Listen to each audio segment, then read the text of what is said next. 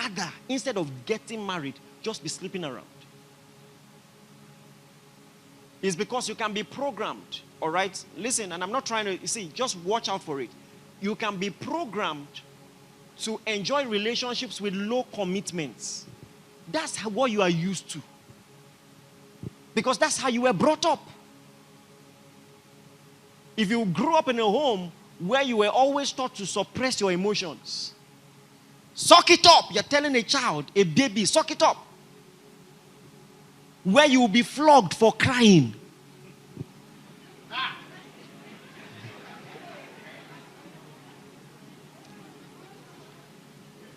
So you never really learn to regulate your emotions. These are things. You need to point it out. You need to recognize how if you don't deal with it, it can affect your future. Please, are you getting what I'm saying? And then you deliberately begin to reprogram. And these are a few things you can do. Number one, come on, are you with me? Number one,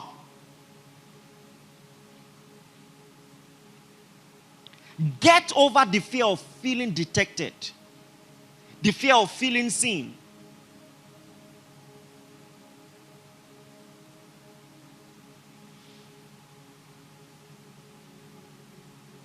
Because for some people, the reason why they shut away emotions is because they are embarrassed by their wounds. There is a shame in being defective. The moment, listen, this is why you avoid conflicts. Because all you see, instead of seeing a problem that can be solved, your conclusion is I'm broken. And to avoid that uncomfortable feeling, you stonewall, you disappear, you build long bridges. I can promise you, it can be the most uncomfortable feeling in the world. If you will have the audacity to embrace the wounds. I'm not running away. Okay. I'm wrong, and that's okay because I'm not perfect.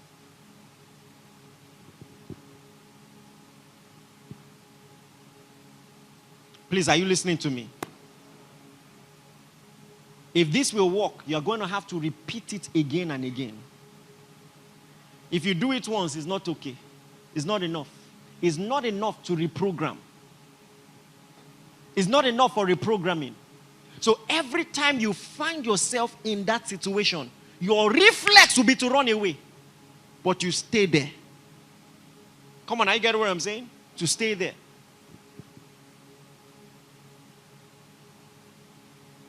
Don't run away. Don't stonewall. And then, here is something you can do.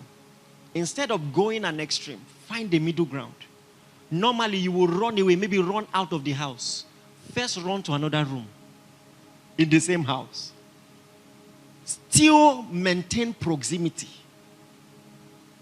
There is no way to heal if you keep running from problems. Come on, I get what I'm saying? No way to heal. No way to heal.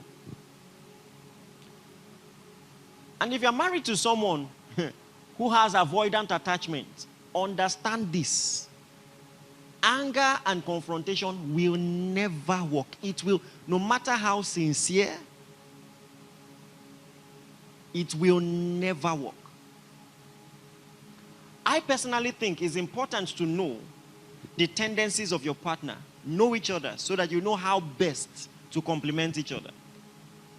There are some people, if you scold them, they get worse. Haven't you seen people like that? Because the thing they hate the most in this world is to feel controlled. The moment you are trying to scold them, they are seeing that parent that was always trying to cut them to sizes. And now it's no longer about what you are saying. You are the problem. And in their brain, they can know that's not the real case. But listen, it's a programming. This is how you were programmed throughout your childhood. So it's going to take repetition, repetition, and repetition. Number 2, get in touch with your feelings. Be present in your own life. Are you getting what I'm saying? Be present in your own life. See, let me tell you something. And we don't talk about this enough. If you spend too much time on your phone,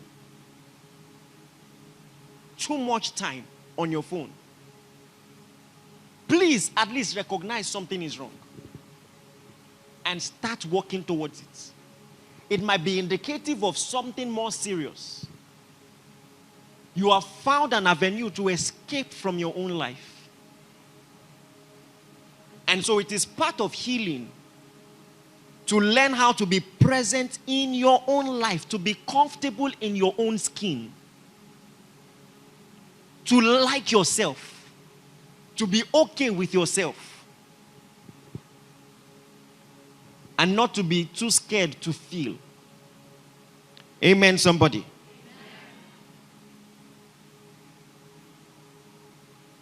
Number 3 will seem basic, but it's very important. You need to learn what your needs are. You need to learn what your needs are.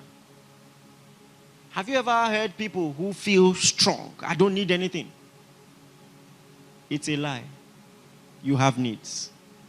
It is part of healing to acknowledge it. It is part of healing to learn to communicate it. The convenient thing will be to just shut up, stonewall, stay, communicate what your needs are. Learn to understand what you are looking for.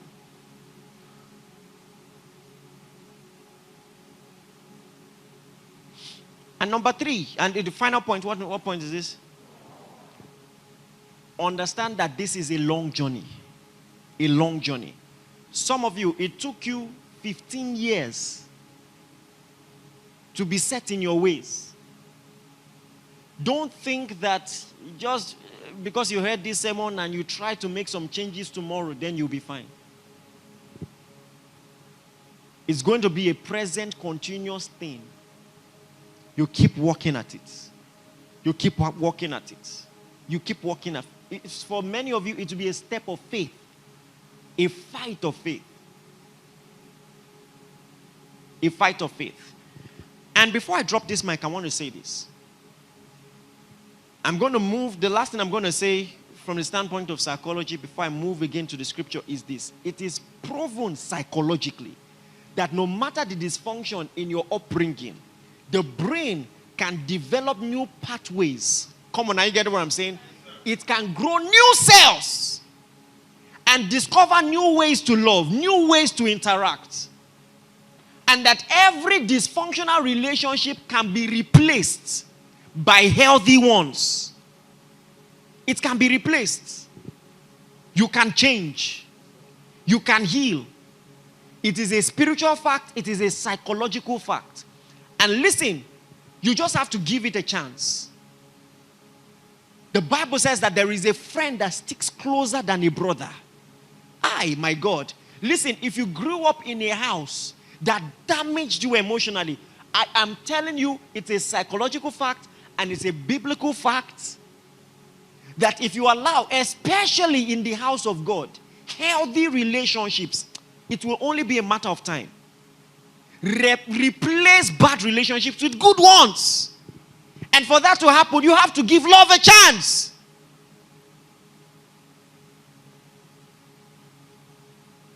You have to give love a chance. It can be the most uncomfortable feeling. Some people will run away. I know people who will run away from a church because they are loving too much, because they are interested in your life. I know what I'm saying. Some people, you want them to ghost you, just visit them. Just visit them. Because they want to be able to run away. It's uncomfortable. Sometimes you need to tiptoe into it. If you take a giant step, you might be